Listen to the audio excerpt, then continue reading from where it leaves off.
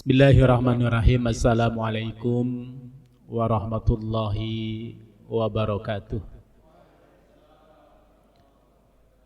Alhamdulillahi rabbil alamin. Wabihi nasta'inu ala umurid dunya waddin. Asyhadu an la ilaha illallah wahdahu la syarikalah. Wa asyhadu anna Muhammadan abduhu wa rasuluh. Allahumma salli wa sallim wa barik ala nabiyyina Muhammadin wa ala alihi wa sahbihi ajma'in.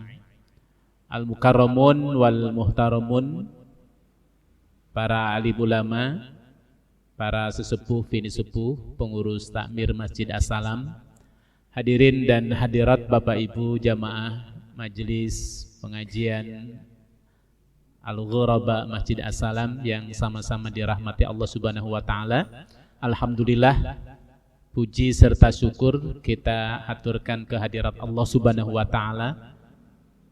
Tidak henti-hentinya, tidak bosan-bosannya pada hari ini, pada malam ini, pada saat yang insya Allah diberkahi oleh Allah Subhanahu wa taala, di malam yang istimewa, di malam Jumat, malam yang terbaik di antara sekian malam yang ada. Kita bisa ditakdirkan lagi untuk kita bisa bertemu, bermuajahah, bertatap muka setelah sebelumnya kita sempat off terlebih dahulu, ya, karena sampai sekarang kita masih dalam suasana PPKM level 4 kalau tidak salah, ya. Mudah-mudahan pekan depan sudah tidak ada PPKM lagi dan kita kembali normal sebagaimana aktivitas keseharian kita, baik aktivitas kerja-kerja kita, aktivitas duniawi kita, yang terlebih lagi adalah aktivitas pengajian ini. Dan mudah-mudahan pertemuan ini, ya, di tempat yang istimewa ini, di waktu yang istimewa ini menghantarkan kepada kita untuk kita terus bersama-sama bertemu, dan tidak hanya bertemu di dunia saja tentu, tapi kita ditakdirkan oleh Allah Subhanahu wa taala untuk kita bertemu kembali nanti di sorga Allah Subhanahu wa taala bersama para nabi, para syuhada, para sholihin. Amin Allahumma amin. Salawat serta salam tak lupa mari kita haturkan kepada baginda Nabi besar Muhammad sallallahu alaihi wasallam, kepada keluarganya, sahabat-sahabatnya, tabi'in-tabi'innya, serta kepada seluruh pengikut ajarannya hingga akhir zaman. Bapak Ibu rahimakumullah, tema kita pada pengajian malam Jumat hari ini adalah kita akan kembali mengkaji kitab Mukasyafatul Qulub. Ya, kitab fikih kita cancel dulu. Kita nanti akan lanjutkan pada pekan berikutnya, kita selang-seling. Dan di malam hari ini kita akan mengkaji kajian Tazkiyatun Nafs, dan salah satu referensinya adalah kitab Mukasyafatul Qulub karya Imam Al-Ghazali. Ya. Kita punya dua referensi yang insya Allah ini akan kita kaji terus. Pertama adalah kitab Al-Hikam, dan kita nanti akan lanjutkan juga. Nah, yang kedua, kitab tentang Tazkiyatun Nafs ini kita ambil dari kitab Mukasyafatul Qulub. Apa itu Mukasyafatul Qulub? Kalau kita terjemahkan, Mukasyafatul Qulub itu menyingkap tabir hati, menyingkap, mengungkap, membukakan, ya, tabir-tabir, penutup-penutup, penghalang yang akan mengotori hati kita. Nah, tema yang akan kita bahas pada kesempatan malam hari ini, kita akan membahas tentang Al-Babus Sadis Ba'dal Mi'ah, bab yang ke-106, Fi Fadli Asyura, yang membahas tentang keutamaan Asyura. Nah, judul ini kita angkat karena kita sekarang kalau tidak salah berada di pekan terakhir bulan Dzulhijjah. Betul nggak Pak? Kita berada di pekan terakhir. Dan tanggal 9 malam ke-10 kalau tidak salah, saya lihat di kalender, tanggal 10 Agustus kita sudah memasuki bulan Muharram. Tanggal 10 ya. Bulan Muharram tanggal 1. Yang biasa disebut oleh masyarakat Jawa khususnya, bulan Muharram itu disebut bulan Syuro. Nah, tetapi yang dimaksud dengan pembahasan kita malam hari ini, yaitu fi fadli Asyura, tentang keutamaan Syuro, itu bukan berarti tentang keutamaan bulan Muharram secara umum, tapi lebih khusus, yaitu tentang tanggal 10 di bulan Muharram. Nah, di masyarakat kita, masyarakat Jawa khususnya, kalau kita mendengar istilah bulan Syuro itu kan malaman tanggal 1 ya, di bulan Muharram. Tidak ingat tanggal 10-nya. Betul nggak Pak? Padahal sesungguhnya Asyura yang dimaksud, Syuro yang dimaksud, itu diambil dari bahasa Arab, al-Asyura, al-Ashr, hari ke-10. Tapi di masyarakat kita justru biasanya malam tanggal ke-1 bulan Muharram itulah yang disebut bulan malam Syuro. Ya. Nah, ini terjadi kadang-kadang salah kaprah gitu ya. Tapi nggak apa-apa, ya, kita akan bahas semuanya. Nah, Bapak Ibu rahimakumullah, ada beberapa mitos yang diyakini oleh sebagian masyarakat kita ketika memasuki bulan Muharram atau bulan Syuro menurut tradisi Jawa. Apa mitos itu, Pak? Tapi ini bukan fakta ya, mitos. Walaupun sebagian masyarakat kita masih ada yang meyakini. Sebagian kecil lah. Ya, mudah-mudahan kita tidak termasuk di dalam. Apa Bapak Ibu? Sebagian masyarakat kita ada yang menganggap bahwa bulan Muharram atau yang disebut bulan Syuro itu adalah bulan yang keramat gitu ya Pak. Bulan yang ini banyak membawa sial. Bulan di mana di bulan ini banyak pantangan. Kenapa? Karena dianggap bulan ini memang tidak menguntungkan. Apa Pak mitos di sebagian masyarakat kita? Pantangan-pantangan yang jangan dilakukan di bulan Muharram, bulan Syuro itu. Yang pertama, ya, kalau memasuki bulan Syuro, bulan Muharram ini, jangan melangsungkan pernikahan katanya. Ketahui Bapak Ibu, ini di masyarakat masih ada gak pemahaman semacam ini?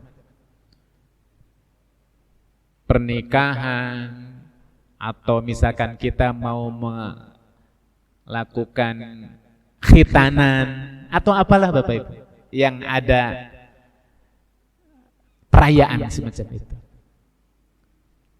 Karena kalau melangsungkan akad pernikahan di bulan Muharram ini, katanya gitu kan, ini mitos ya, ini tidak akan langgeng hidup dalam membangun mahligai keluarganya.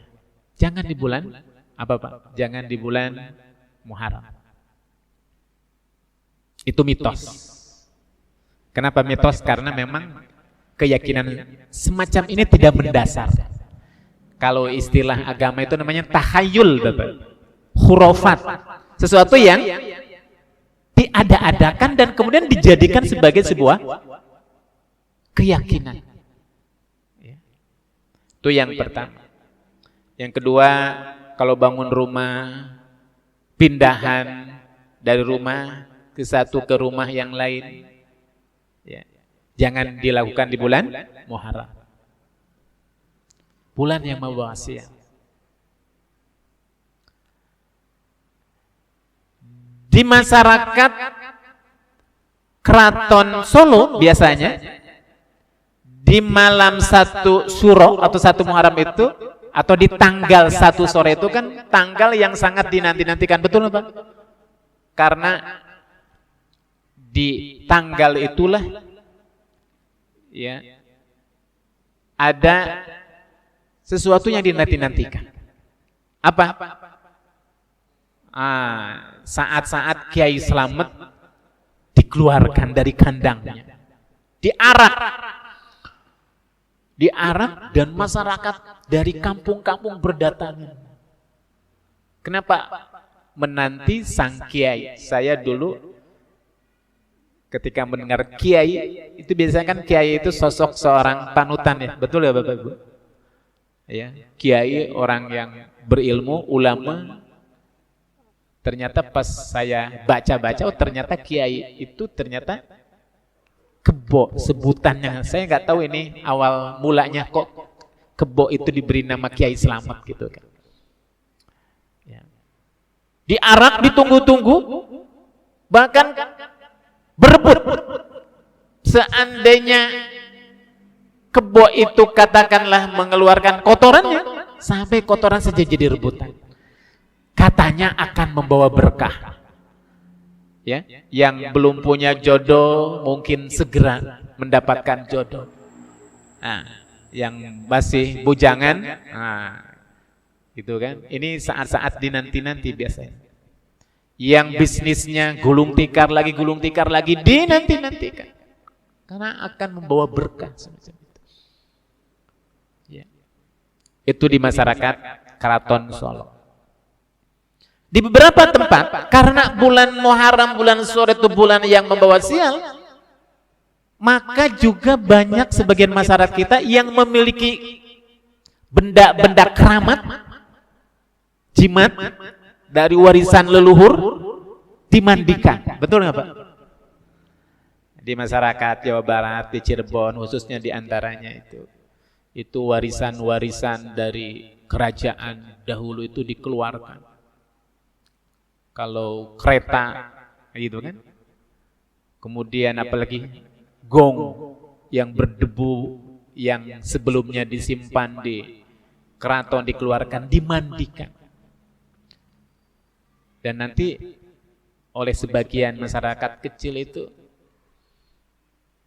airnya itu bekas mandinya itu berebut juga itu begitu kan.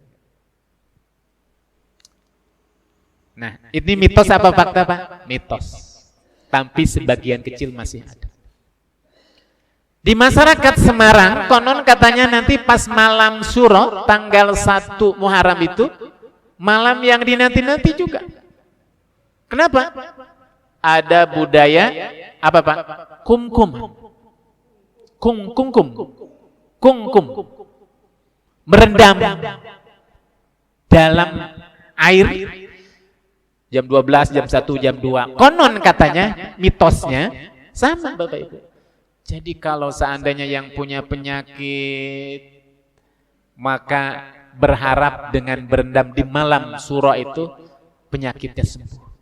Yang belum punya jodoh dapat jodoh. Biasanya konon di Tugu Soeharto ya. Nanti kita lihat bener nggak sih? Masih ada nggak? Gitu kan. Orang-orang yang sekitar wilayah Semarang pada berdatangan mengambil berkah ya, dari air sungai atau tempat-tempat yang lainnya. Ini mitos bagian masyarakat kita. Dalam tradisi masyarakat Syiah lain lagi Bapak Ibu. Nanti ketika masuki bulan Muharram, tanggal 10 tapi ada sebuah tradisi dan bukan sebuah tradisi, ini menjadi sebuah keyakinan bagi masyarakat Syiah Rafidhah.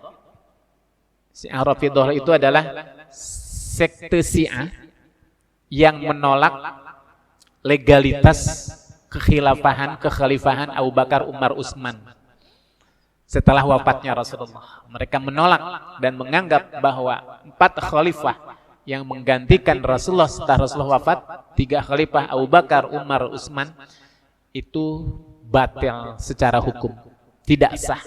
Mereka sudah merampas hak yang mestinya itu didapatkan oleh Sayyidina Ali. Maka mereka mengkafirkan, mereka melaknat Abu Bakar, Umar, Utsman, bahkan istri Nabi Aisyah juga ikut kena laknatnya. Itu namanya Syiah Ar-Rafidhah, Syiah Isna Asy'ariyah. Sebuah sekte Syiah yang meyakini bahwa ada 12 imam pasca Rasulullah wafat yang kedudukannya itu sama dengan Nabi maksum dan mendapatkan wahyu. Maka azannya berbeda, sholatnya juga berbeda. Kita lihat Bapak Ibu nanti di Iran, di negara yang menjadi basis Syiah Isna Asy'ariyah atau Syiah Rafidhah, tanggal 10 adalah tanggal yang dinanti-nanti. Kenapa? Karena pada hari itulah saatnya orang-orang Syiah, anak-anak muda untuk keluar dari rumahnya, bertelanjang dada sambil melukai dadanya, punggungnya dengan pedang, dengan pisau sampai berdarah-darah sebagai bukti cintanya kepada cucu Nabi yang bernama apa? Husain radhiyallahu anhu. Belum dikatakan sebagai seorang mukmin sejati Bapak Ibu kalau orang belum melakukan itu. Tapi maaf, kalau di Indonesia saya belum pernah lihat. Ya, belum pernah lihat. Bapak Ibu lihat di YouTube perayaan Syiah tanggal 10. Di mana dipusatkannya? Di Karbala. Di Karbala, sebuah tempat di Irak yang dulu cucu Nabi Husain meninggal dunia dalam sebuah pertempuran. Ya. Nah, pertanyaannya kemudian bagaimana kita, kan gitu ya? Agar kita selamat dari keyakinan-keyakinan, pemahaman-pemahaman, tahayyul, khurafat dan bid'ah, maka Imam Al-Ghazali secara khusus di dalam kitab Mukasyafatul Qulub mengungkap tentang apa kira-kira kita sebagai pengikut sunnah Nabi Muhammad SAW ketika sudah berada di bulan Muharram. Sudah berada di bulan Muharram. Ada apa dengan bulan Muharram? Benarkah bulan Muharram itu bulan yang membawa sial? Bulan yang sangat keramat, Bapak Ibu. Bulan di mana kita tidak boleh melakukan pantangan-pantangan, mitos-mitos yang ada sebagian masyarakat kita. Maka untuk mengawali semuanya itu, saya mengutip sebuah ayat surat At-Taubah ayat 36.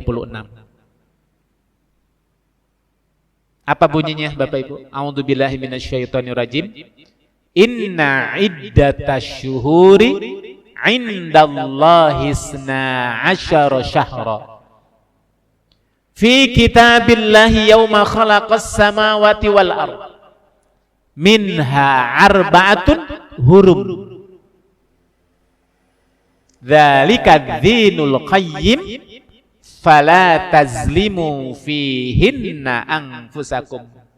Al-ayah. Nah, kata Allah Subhanahu wa taala, justru kalau kita lihat menurut Al-Qur'an dan nanti dikuatkan dengan sunnah Nabi tentang bulan Muharram itu, ternyata bulan Muharram itu adalah satu dari 4 bulan yang haram. Haram itu apa? Diistimewakan, dimuliakan. Bulan yang mestinya kita dianjurkan oleh Allah dan Rasulnya untuk apa Bapak Ibu? jangan sekali-kali kita mengotori diri kita di bulan ini dengan amalan-amalan yang itu mengandung unsur kezaliman. Berbuat dosa. Dan tidak ada kezaliman yang paling berat, paling besar, ya, balasannya dari Allah, kecuali syirik, kezaliman yang dilakukan oleh seseorang ketika dia di dunia melakukan dosa syirik. Sebagaimana yang dinasihatkan oleh siapa? Luqmanul Hakim kepada anaknya. Ya bunayya la tusyrik billah inna syirka la zulmun adzim. Wahai anakku, la tusyrik billah, janganlah engkau berbuat syirik kepada Allah, karena tidak ada kezaliman yang paling besar kecuali syirik. Menzalimi Allah Subhanahu wa taala dengan cara kita menyembah sembahan selain Allah Subhanahu wa taala. Nah, kata Allah, lihat, inna iddatash syuhuri 'indallahi 12 syahra, sesungguhnya hitungan bulan menurut Allah Subhanahu wa taala dalam satu tahun ada 12 bulan. Minha, dari 14 bulan, dari 12 bulan itu arba'atun, ada 4 bulan. Hurum itu apa? Yang dimuliakan, yang diharamkan. Kenapa disebut hurum, haram, dan kemudian dipahami, kemudian dimuliakan? Ya, kita sering mendengar Masjidil Haram, ya Bu, Bapak, masjid yang haram, dimuliakan. Karena dimuliakan, maka kita tidak boleh melakukan sesuatu yang itu dilakukan di wilayah yang lain, diperbolehkan, di situ nggak boleh. Di tanah haram, Masjidil Haram, tanah haram. Tanah haram itu kalau Bapak Ibu sudah ketika menunaikan ibadah haji atau umrah, ketika sudah sampai ke mikot, ya, maka di situ seseorang dimulai untuk berihram. Ketika orang berihram, ada beberapa hal yang harus dilakukan. Satu, pakaiannya juga harus pakaian ihram. 2, helai kain putih bagi bapak-bapak, Bapak Ibu, tidak boleh berjahit, tidak boleh kepala kita pakai topi, pakai peci. Haram, kan itu ya? Ketika orang sudah menggunakan pakai ihram, berarti haram kita melakukan sesuatu yang itu tidak diperbolehkan. Tidak boleh menggunting kuku.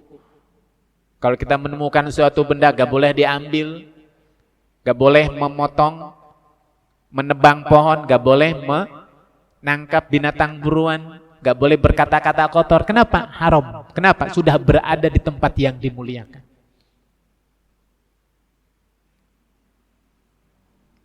Nah, 4 bulan ini haram, hurum, dimuliakan. Maka apa? Karena dimuliakan, fala tazlimu fihinna, jangan kau melakukan kezaliman. Artinya apa? Di 4 bulan ini, khusus bulan Zulhijjah, 4 bulan itu apa Pak? Kata Nabi, salah satun mutawaliyat. Yang 4 bulan itu 3 bulan berturut-turut dan 1 terpisah. Apa yang berturut-turut? Dzulqa'dah, Dzulhijjah, Muharram. Yang 1 lagi terpisah, bulan Rajab. Maka kita dianjurkan secara khusus kalau sudah berada di 4 bulan ini, kita harus memuliakan. Dengan cara apa Bapak Ibu? Dengan cara segera kita banyak melakukan kebaikan, amal soleh di 4 bulan ini. Dan jangan sekali-kali fala tazlimu fihinna anfusakum, janganlah kalian melakukan kezaliman, dosa di bulan ini. Berarti kalau begitu di luar bulan ini boleh Pak Ustadz? Gak boleh. Gak boleh, sama. Di 12 bulan itu kalau bisa memang gak boleh. Tapi lebih tidak boleh lagi kalau di 4 bulan ini. Kenapa? Karena kata para ulama, kalau seandainya kita melakukan dosa di 4 bulan ini, maka dosa itu dilipat gandakan lagi. Karena dengan sangat tegas, fala tazlimu fihinna anfusakum. Bapak Ibu, di 4 bulan ini ini ternyata sejak zaman jahiliyah sekalipun, sebelum Nabi datang, masyarakat jahiliyah mengetahui 4 bulan ini bulan yang dimuliakan. Maka bulan ini disebut bulan Al-Asam, bulan tuli. Kenapa? Karena Allah tidak ingin mendengar gemerincingnya tombak, gemerincingnya orang berperang di bulan ini. Maka tantang masyarakat Arab itu untuk melakukan peperangan. Dilanjutkan oleh syariat Nabi Muhammad SAW kepada umatnya, maka di 4 bulan ini adalah bulan yang mulia, bulan yang bukan yang membawa sial, bukan bulan keramat, tapi bulan di mana kita dituntut untuk kita lebih mendekatkan lagi kepada Allah Subhanahu wa taala. Ada apa kan itu ya? Kenapa? Karena dari 1 bulan ini, khususnya bulan Muharram ini, ternyata ada 1 hari yang hari ini lebih diistimewakan lagi. Maka hari itulah disebut hari Asyura, yaitu tanggal yang ke-10-nya Bapak Ibu. Bukan tanggal yang pertama, bukan malam yang pertama, tapi tanggal yang ke-10. Berarti hari apa Bapak Ibu? Kalau nanti tanggal 1 itu bulan Agustus ini adalah tanggal 10, itu tanggal 1 Muharram ya kan, tanggal 10, hitung saja. Berarti tanggal 20 Agustus, itu yang dimaksud Asyura, hari yang ke-10 di bulan Muharram. Nah, Imam Al-Ghazali ketika menjelaskan tentang keutamaan tanggal yang ke-10 ini, dalam kitab ini mengutip sebuah hadis dari Ibnu Abbas. An Ibnu Abbasin radhiyallahu anhu, dari Ibnu Abbas, semoga Allah meridai kepada keduanya, qala qadiman Nabiyyu sallallahu alaihi wasallam al-Madinata. Suatu ketika Nabi tiba di Madinah, sampai di kota Madinah setelah hijrah dari kota Mekah. Setelah kurang lebih 13 tahun berdakwah di kota Mekah, akhirnya Nabi hijrah. Nah, makanya kemudian bulan Muharram itu disebut tahun apa Pak? Dalam Islam itu Hijriyah, tahun Hijriyah. Karena kalender di dalam kalender Islam itu momentumnya dimulainya itu sejak hijrah. Kalau kalender Masehi disebut Miladiyah. Miladiyah itu dihitungnya mulai dari kelahiran Al-Masih. Tapi di dalam sejarah Islam, kalender Islam itu bukan diambil dari kelahiran Nabi ya, Nabi Muhammad. Tapi apa? Hijriyah. Momentumnya itu mulainya hijrah. Awal mulanya itu ceritanya gimana Bapak Ibu? Awal mulanya itu ketika Nabi di masa ketika Nabi membuat surat untuk mengajak para kaisar ya, Romawi untuk masuk Islam, atau Nabi membuat surat itu, pada waktu itu dikembalikan oleh mereka. Salah satu di antaranya ada yang usul pada waktu itu, siapa? Umar bin Khattab, Rasul. Ya, ini mereka itu jangankan membaca, membuka saja nggak mau kan, gitu kan. Karena ketika membuat surat itu nggak ada tanggalnya kan, gitu kan. Nggak ada tanggalnya, nggak ada stempelnya lagi kan, gitu kan. Nah, kalau dalam tradisi orang-orang Romawi ada tanggalnya, karena mereka mulai menghitung perjalanan tahun itu dari kelahiran Nabi Isa ya, yang dijadikan Tuhan oleh mereka. Nah, pada waktu itu kemudian Rasulullah menyampaikan kepada para sahabat, kalau kita mau mulai, kira-kira dari mana kita mulainya kan itu. Maka dimulai sejak hijrah itulah, dimulai perhitungan kalender Islam, dan itu diantaranya adalah atas usulan Umar bin Khattab. Kenapa mulai dari hijrah? Karena para sahabat menyadari bahwa sesungguhnya peristiwa momentum hijrah itulah yang ini sesungguhnya mengawali kebangkitan Islam pada waktu itu. Setelah 13 tahun Rasulullah dikejar-kejar bersama para sahabat, diintimidasi, dan mulai Rasulullah ya, memperlihatkan eksistensinya itu sejak hijrah ke Madinah. Maka di sejak itulah awal mulanya penanggalan tahun dalam sejarah Islam. Nah, Di saat Rasulullah sudah sampai di Madinah, sudah berada di Madinah, bukan di Mekah lagi, kata Ibnu Abbas, fawajadal yahud yasumuna yauma Asyura. Ternyata Nabi dan para sahabat mendapatkan orang-orang Yahudi di Madinah. Ya, orang Yahudi itu adanya di Madinah, Bapak Ibu. Ya, di situ ada 3 kabilah kalau nggak salah, Bani Qainuqa, Bani Nazir. Ya. Itu kabilah yang terbesar pada waktu itu. Kenapa ceritanya kok orang Yahudi berada di Madinah, bukan berada di Mekah? Karena mereka datang ke Madinah itu sesungguhnya mereka itu ya, di antaranya misinya itu adalah untuk bertemu dengan Nabi yang dijanjikan, dan mereka tahu dari para rahib-rahib mereka bahwa nanti akan ada datang seorang Nabi yang terakhir. Dan yang dimaksud adalah di antaranya itu di antara kota Mekah dan Madinah. Nah, ketika Rasulullah datang ke kota Madinah, ternyata orang-orang Yahudi pada puasa. Tanggal berapa, Pak? Tanggal 10 itu. Fasa'alahum an zalika. Maka Nabi menyuruh para sahabat, coba tanyakan kepada mereka, kenapa sih orang Yahudi di tanggal 10 bulan Muharram itu mereka puasa? Ya. Faqalu, maka setelah ditanyakan kepada orang-orang Yahudi itu alasan kenapa mereka berpuasa, jawabannya apa? Mereka berpuasa karena anna hazal yauma azharallahu fihi Musa.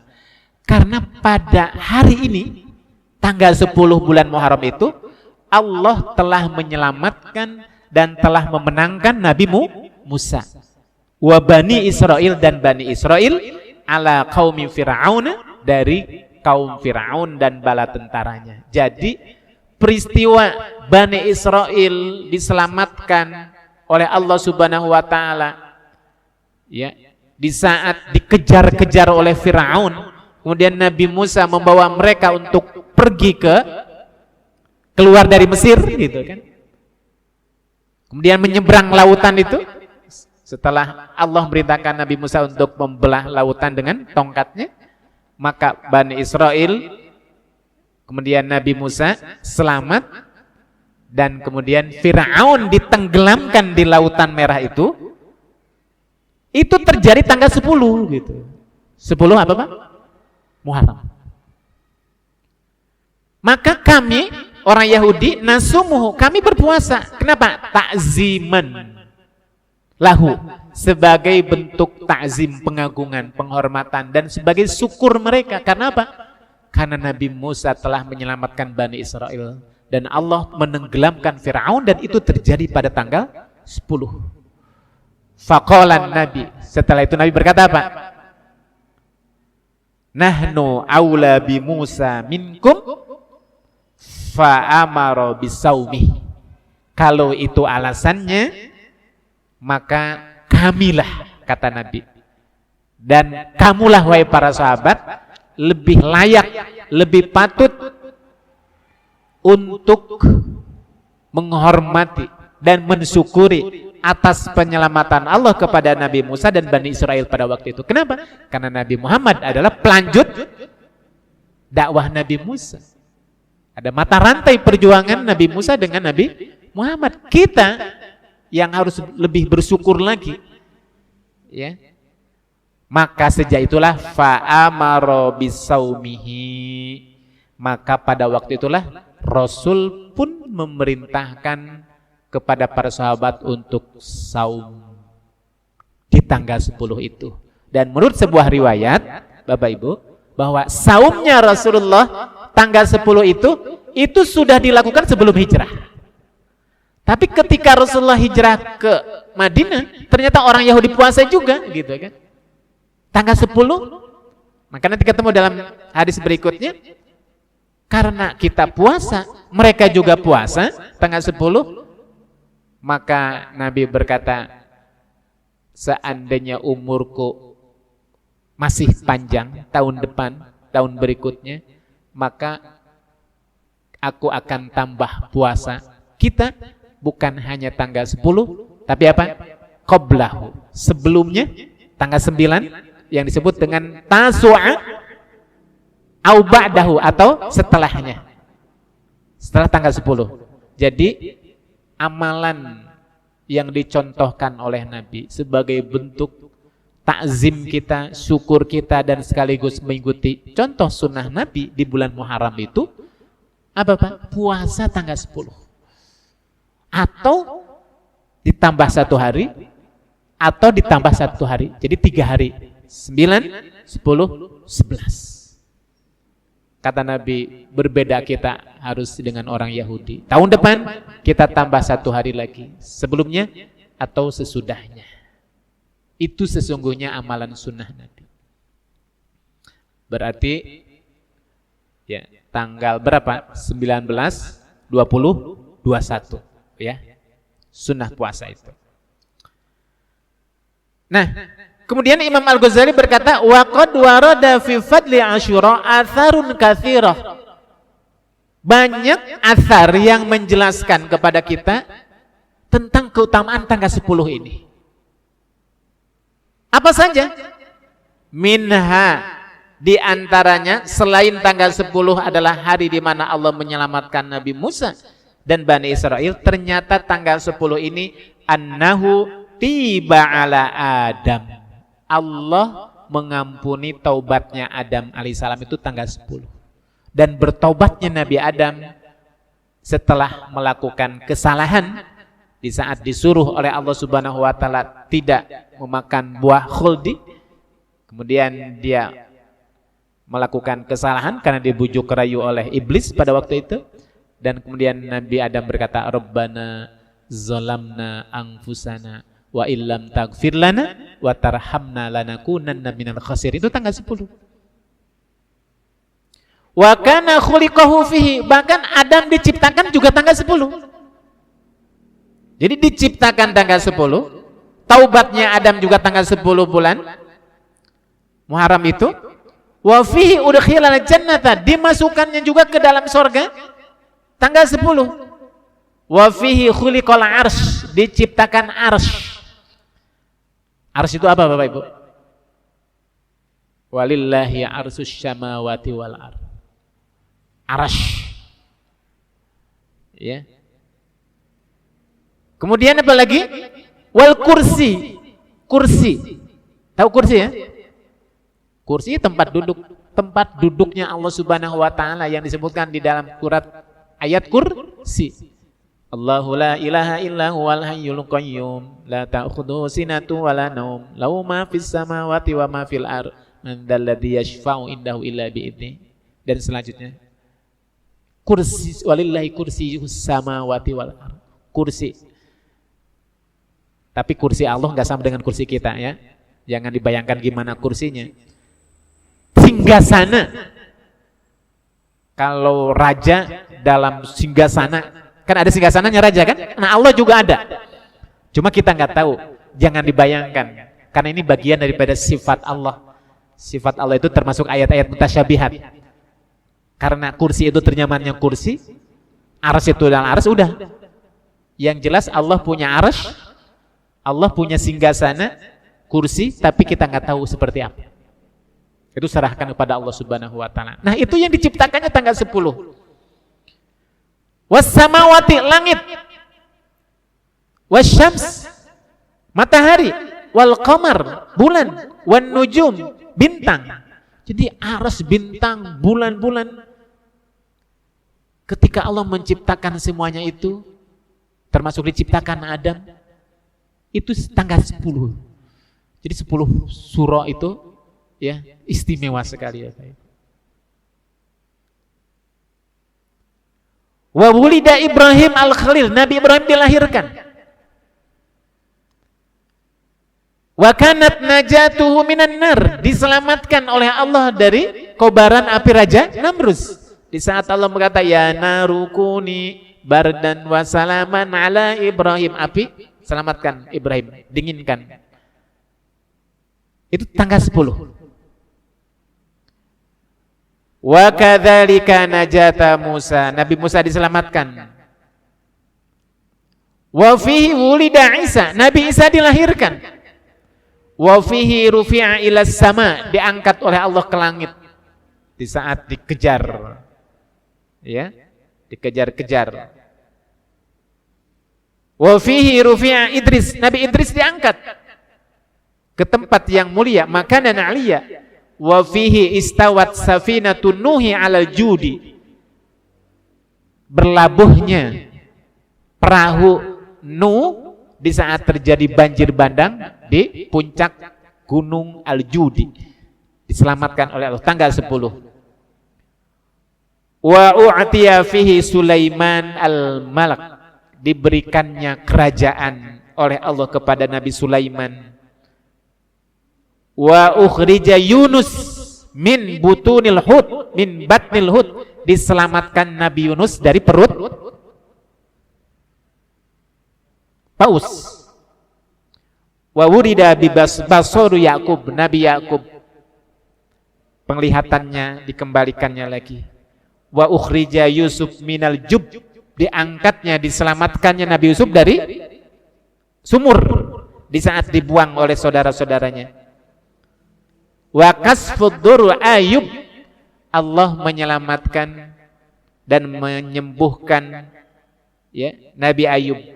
Wa awwalu matorin nuzila minas sama, pertama kali namanya air hujan turun dari langit itu tanggal 10.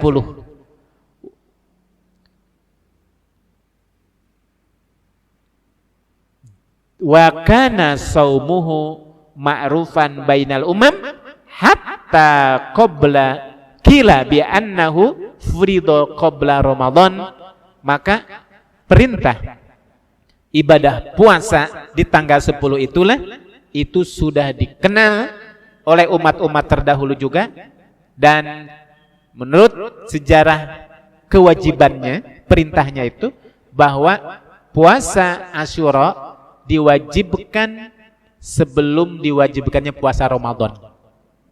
Dan dulu sebelum puasa Ramadan diwajibkan, maka tanggal 10 Asyura itu puasa itu hukumnya wajib.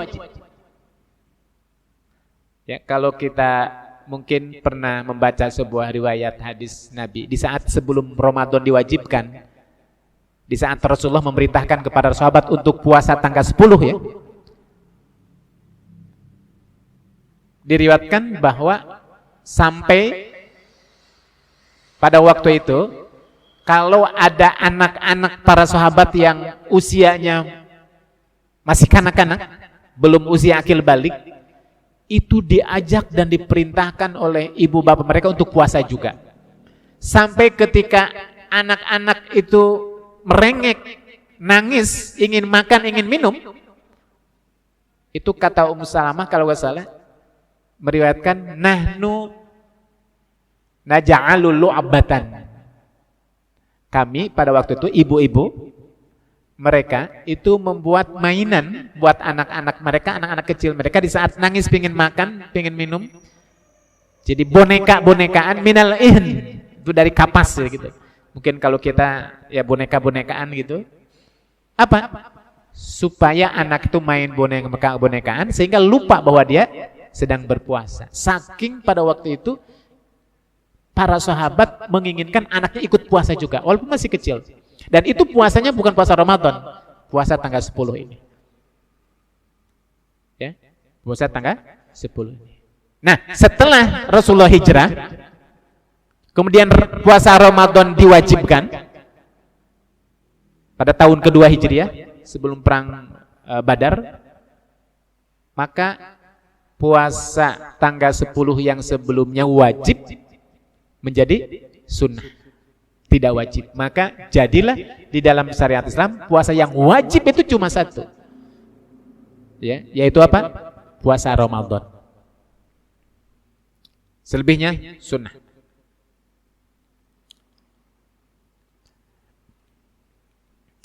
Furiḍa qabla Ramadan, diwajibkan sebelum Ramadan, summa nusikha bihi, kemudian dihapus kewajibannya. Wa shamahu qoblal hijrah, bahkan sebelum hijrah sudah puasa. Masih di Mekah berarti. Walamma dakhalal Madinah, nah ketika sampai ke kota Madinah, akada talabuhu, Nabi menguatkan lagi, menyuruh lagi, menekankan lagi untuk puasa tanggal 10. Jadi di Mekah sudah puasa. Menurut sebuah riwayat. Hatta qala sallallahu alaihi wasallam fi akhir umrihi syarif, hingga sampai di saat Nabi sudah mulai memasuki tahun-tahun terakhir dari wafatnya, ya, Nabi berkata, apa? In ishtu ila qabilin, seandainya umurku masih ada di waktu-waktu yang akan datang, la asumanna, pasti aku akan berpuasa at-tasi wal asir, tanggal 9 dan tanggal 10-nya. Fantaqala illa rafiqil a'la fi amihi walam yasum ghairul ashri, maka di tahun berikutnya itu berarti di tahun ke-10 Hijriah, Nabi dipanggil oleh Allah Subhanahu wa taala dan Nabi tidak sempat puasa tanggal 9. Nabi hanya puasa tanggal 10 saja. Tapi Nabi pernah berkata, kalau seandainya umurku masih panjang dan tahun depan aku bisa memasuki tanggal 10 pada bulan Muharram, aku akan puasa. Pasti aku akan puasa. Kenapa? Karena orang Yahudi puasa kan itu kan. Tambah satu lagi. Tapi Rasulullah tidak sempat melakukannya. Ya. Lakinnahu raghiba fihi wa fi shaumi tasi wal hadi asyar. Nah, dalam riwayat yang lain, Nabi sangat menganjurkan untuk berpuasa itu tanggal 9 dan tanggal 11, tambah lagi tanggal 10, jadi 3 hari. Jadi puasa sunnah di bulan Muharram itu ada 3 pilihan, Pak. 9, 10, 11. Itu lebih utama 3 hari. 3 hari nggak bisa, 9, 10. 9, 10 nggak bisa, 10 saja. 1 hari boleh. Boleh. Ya, jadi kita mengambil 3-3-nya lebih utama, atau 2 hari 9, 10, atau 10 saja. Jadi kalau kita mengambil 1 hari ya 10-nya. Ya, seperti itu.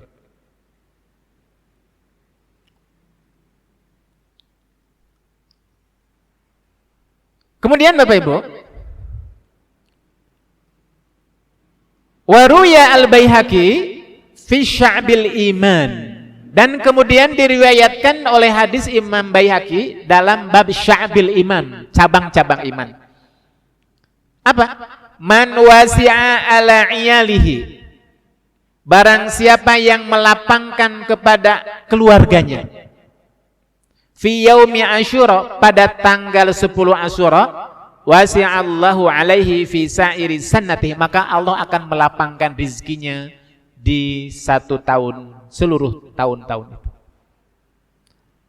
Ada amalan yang kedua Bapak Ibu setelah puasa adalah apa Bapak Ibu? Ini khususnya kepada para kepala rumah tangga, kepada suami. Tanggal 10 itu sangat dianjurkan untuk apa ya? Memberi uang tambahan belanja gitu Bapak, kepada istri dan anak-anak. Ya. Tambahan bonus yang biasa uang belanjanya cuma sekian, 2 kali lipat untuk memberikan kelapangan. Yang tidak biasa untuk mengajak istri untuk wisata kuliner misalkan gitu kan. Khusus ini di tanggal 10 itu ada sesuatu yang istimewa. Itu sunnahnya gitu Bapak Ibu. Ya. Itu dianjurkan bagi yang mampu dan kalau ada menambah uang belanja, menambah kebahagiaan istri lah. Istri itu kan senang kalau ditambah uang belanjanya. Ya, diajak kuliner gitu kan, dilapangkan, disenengkan.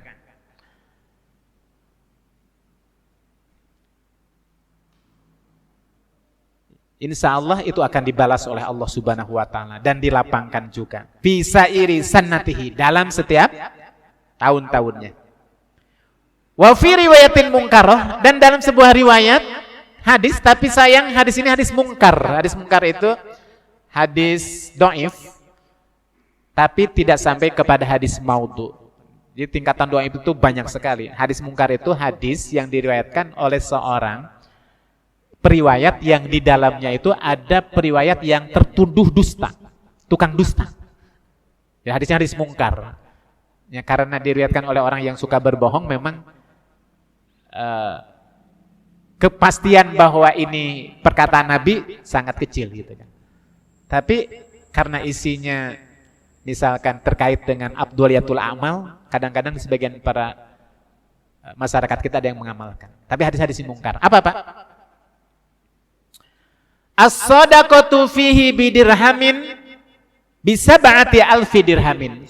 Kalau kita bersodakoh 1 dirham di tanggal 10 ini, maka Allah akan memberikan balasan kepada dia sab'umi'ah. Sab'umi'ah itu berapa?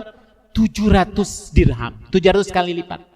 Makanya Bapak Ibu, kalau kita sering lihat di bulan Muharram ya, khususnya tanggal 10 itu kan sering kita melihat agenda-agenda acara-acara yang isinya adalah diantaranya santunan. Betul nggak Pak?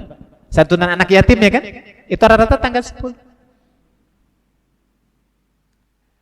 Apa alasannya? Mungkin karena hadis. Ya walaupun kalau memberikan santunan kapan saja juga boleh gitu kan. Tapi kan momentum waktu kesempatan itu menentukan kualitas amal kita. Kita harus memperhatikan, karena kata Imam Rajab Al-Hambali, saya pernah menyampaikan bahwa salah satu di antara yang akan menjadikan sebuah kebaikan itu pahalanya berlipat ganda, itu kan ada 3. Satu, disebabkan karena tempat kita melakukan kebaikan, tempatnya di mana? Yang kedua, karena orangnya yang memang sudah dimuliakan oleh Allah, dilebihkan di antara sekian umat manusia yang ada, yaitu para sahabat. Nah yang ketiga adalah waktu, kesempatan itu. Kalau dalam 1 pekan ada hari yang istimewa, berbeda hari ini dengan hari yang lain, hari Jumat. Kalau dalam setiap bulan yang 12 ada bulan rajanya, bulan Ramadan, kan? Termasuk 4 bulan ini. Kalau waktu dari 24 jam ada waktu-waktu istimewa, waktu saat tahajud. Betul kan Pak? Nah, tanggal yang tahunan juga diantaranya tanggal 10. Wa amma hadis maniktahala yaumahu. Adapun hadis yang menjelaskan barang siapa seseorang yang pakai celak. Celak tahu Pak ya? Ini kalau masyarakat kita nggak begitu familiar dengan celak, tapi kalau para habaib ya kan itu. Ini baik buat laki-laki Pak, laki-laki dan perempuan juga. Kalau perempuan sudah jelas pakai celak yang membuat hitam ke ininya, nih di bawah ininya celak, karena itu sunnah Nabi. Nabi itu pakai celak. Setiap sebelum tidur Nabi pakai celak. Dan terkenal Nabi beritakan kepada kita kalau kita bercelak itu adalah celak namanya mereknya celak ismit gitu. Ismit. Karena itu menyehatkan bulu mata dan pandangan. Nah, adapun riwayat yang mengatakan manik tahala yaumuhu, barang siapa yang secara khusus tanggal 10 itu bercelak, lam yurmad dzalikal am, maka selama 1 tahun itu dia tidak akan terkena penyakit. Wa man igtasala, barang siapa yang mandi. Jadi justru riwayat yang menjelaskan kita untuk kungkum itu tanggal 10 sebenarnya itu. Bukan tanggal 1 kan itu kan. Walaupun hadisnya mungkar. Barang siapa yang dia mandi, mandinya mandi junub, mandi basah. Fihi, ya. Di malam itu, di hari itu, lam yurda. Fa mawdu'un, maka hadisnya maudhu. Maudhu itu apa? Hadis palsu ini. Jadi Nabi nggak pernah mengatakan, memerintahkan secara khusus di tanggal 10 itu harus pakai celak atau mandi kan itu kan. Kalau hari Jumat ada perintahnya Pak, sunnah Pak ya. Hari Jumat tuh manigtasala yaumal Jumat kan gitu. Barang siapa yang mandi Jumat kemudian datang ke masjid kemudian datangnya di awal waktu, duduk di saf yang pertama, kana ya ka'annahu qarraba badana, seperti orang menyembelih kurban unta, kan itu ada. Al-ghuslul jum'ah wajibun ala kulli muhtalam, bahkan dalam mazhab Hanafi wajib hukumnya mandi junub itu di hari Jumat itu. Ya, tapi tanggal 10 itu enggak ada. Bapak Ibu. Wa qala Ibnul Qayyim, dan Ibnu Qayyim berkata, jadi selain tadi hadisnya maudhu, hadis palsu Bapak Ibu, Ibnu Qayyim berkata hadisul iktihal, hadis terkait dengan perintah bercelak secara khusus tanggal 10, wa tabkhul hubub, dan memasak biji-bijian. Di masyarakat kita kan biasanya kalau tanggal 10 ada bubur khusus Pak ya, bubur syuro katanya gitu kan, ada kan Bapak Ibu? Nah, kalau itu didasarkan karena berdasarkan sabda Nabi, barang siapa yang buat buburnya, bubur ada bubur kan macam-macam juga, ada biji-bijian, kacang-kacangan khusus, namanya bubur suro khusus gitu kan, dikaitkan dengan bulan suro karena berdasarkan perintah Nabi. Wala azhan, dan memakai wangi-wangian, minyak rambut secara khusus. Jadi berdandan khusus, rambut pakai minyak apa gitu kan. Wa tatayyub, begitu juga memakai wangi-wangian. Yauma Asyura, pada tanggal 10, apa? Min wad'il kadzabin, itu sebenarnya sesuatu yang dibuat-buat oleh para pendusta. Artinya gini, bukan kita nggak boleh, kita masak bubur, masak apapun makanan yang enak, kemudian kita hidangkan, boleh ya kan? Sebagai bentuk tadi kita memberikan kelebihan belanja kepada istri, kita berbagi dengan masyarakat, dengan tetangga dan yang lainnya, itu boleh, namanya juga sedekah, dan itu termasuk bagian daripada hablum minan nas, seperti itu ya, silahkan. Tapi jangan kemudian karena Nabi memberitakan untuk membuat bubur semacam ini misalkan, itu yang nggak boleh gitu kan. Kalau kita berbagi silahkan, bersedekah silahkan tanggal 10, nggak masalah, seperti itu ya. Itu. Dan terakhir Bapak Ibu, annama usiba bihil Husain, adapun yang terjadi pada cucu Nabi yaitu Husain, putra Sayyidina Ali, semoga Allah meridainya, yauma Asyura, pada tanggal 10, innama huwa syahadatul adilah, itu adalah sebagai bukti sahidnya dia dari Allah Subhanahu wa taala, dan menunjukkan ala mazidi rif'atihi, atas ketinggian derajat dia indallahi, di mata Allah. Karena kebetulan Husain cucu Nabi itu kan wafat dalam sebuah pertempuran dengan siapa? Yazid, anaknya Muawiyah itu kan.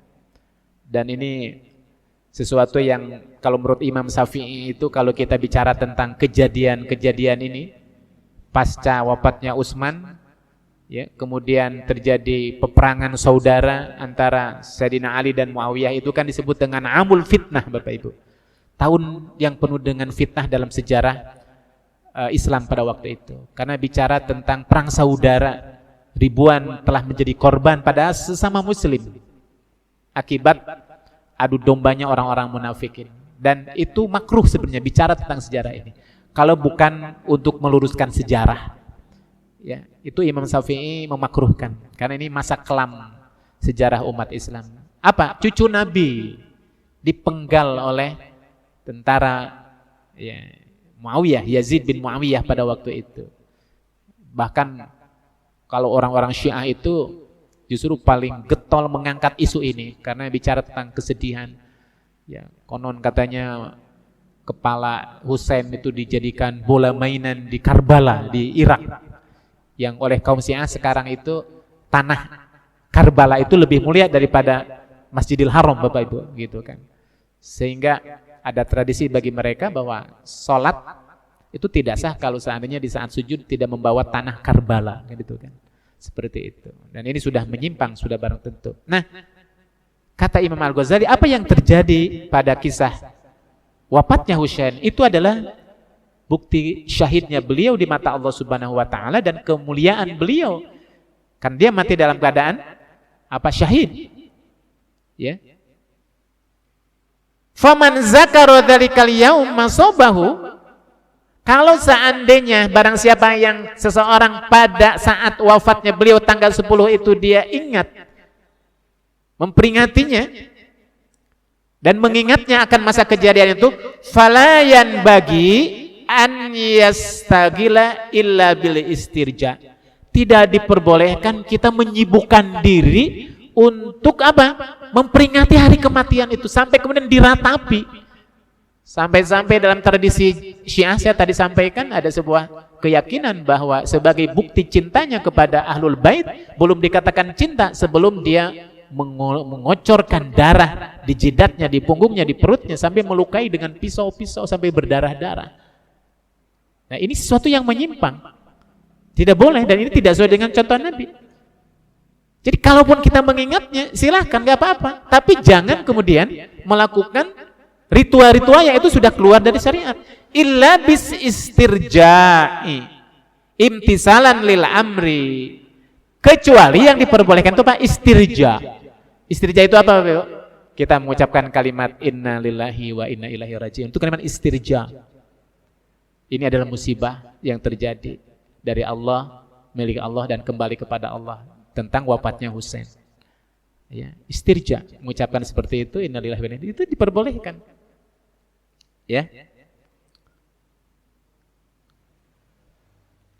Kenapa? Ya, karena mereka adalah orang soleh, cucu Nabi, dan mereka syahid dan layak mendapatkan ya, pertolongan dari Allah kepada cucu Nabi itu. Wa iyyahu thumma iyyahu an yastagila bi bid'ir rafidah. Iyyahu itu hati-hati, jangan sekali melakukan sesuatu yang itu biasa dilakukan oleh ahli bid'ah ar-rafidah. Siapa? Syiah Rafidah.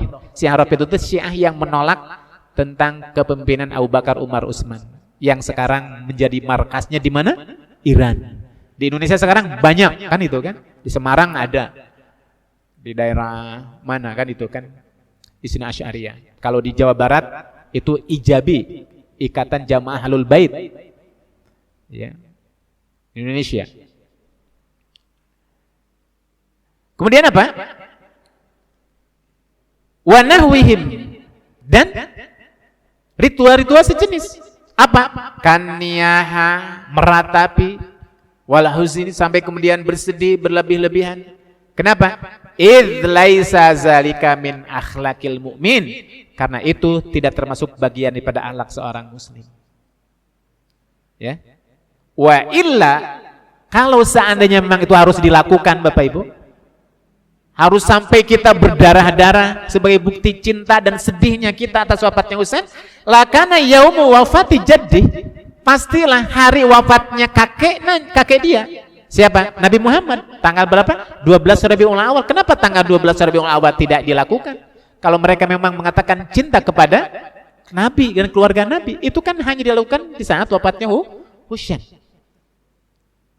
Maka mestinya di saat wafatnya Nabi tanggal 12 Rabiul Awal itu lebih sadis lagi mereka harus melakukan itu. Tapi mereka tidak dilakukan semuanya itu. Ya. Nah, itu adalah salah satu di antara bentuk penyimpangan yang tidak boleh terjadi dan diikuti oleh kita sebagai pengikut Ahlus Sunnah wal Jamaah. Ya, karena dalam riwayat lain Nabi mengatakan laisa minna, tidak termasuk golongan kami, man darabal khudud, barang siapa yang dia memukul-mukul pipinya, wasyaqqal juyub, berrobek-robek bajunya, karena ungkapan ketidakikhlasan, ketidakrelaan ketika seorang menerima musibah. Udah innalillahi wa inna ilaihi raji'un.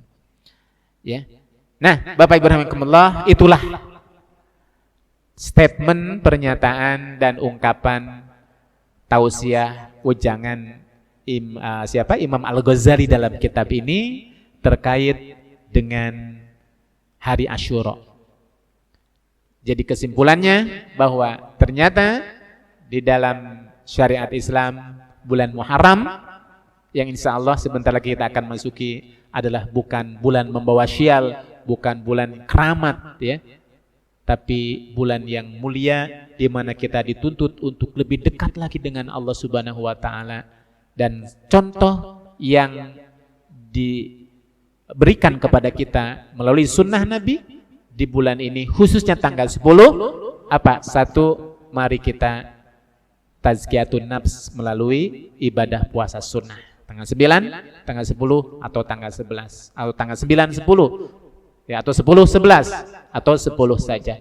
Yang kedua, Bapak Ibu rahimakumullah, ya, mari kita banyak melakukan sedekah sebagai bentuk rasa syukur kita, khususnya menyenangkan keluarga kita, ya, menyenangkan anak-anak kita di antaranya, untuk kita memberikan kesenangan kepada mereka. Itu juga dianjurkan. Selain tentu ibadah-ibadah yang lainnya. Ya, mudah-mudahan kita diberikan umur oleh Allah Subhanahu wa taala untuk kita bisa memasuki tanggal 9, 10, 11 ini, dan kita dalam keadaan sehat walafiat sehingga kita bisa mengikuti sunnah-sunnah Rasulullah SAW dalam situasi seperti ini di mana pandemi belum berlalu dari negeri kita. Maka kedekatan kita dengan Allah Subhanahu wa taala justru kita dituntut untuk lebih mendekat lagi, ya. Demikian Bapak Ibu rahimakumullah kajian kita di malam hari ini, kajian kita Mukasyafatul Qulub, ya, bab yang ke-106, dan insyaallah kita bertemu lagi di pekan depan. Kita akan berpindah ke kajian fikih insyaallah. Kalau tidak fikih kita melanjutkan Al-Hikam, ya. Demikian yang saya bisa sampaikan. Yang benar dari Allah dan Rasulnya, yang salah dari kehilapan saya pribadi. Wallahul muwafiq ila aqwamit thoriq. Wassalamualaikum warahmatullahi wabarakatuh.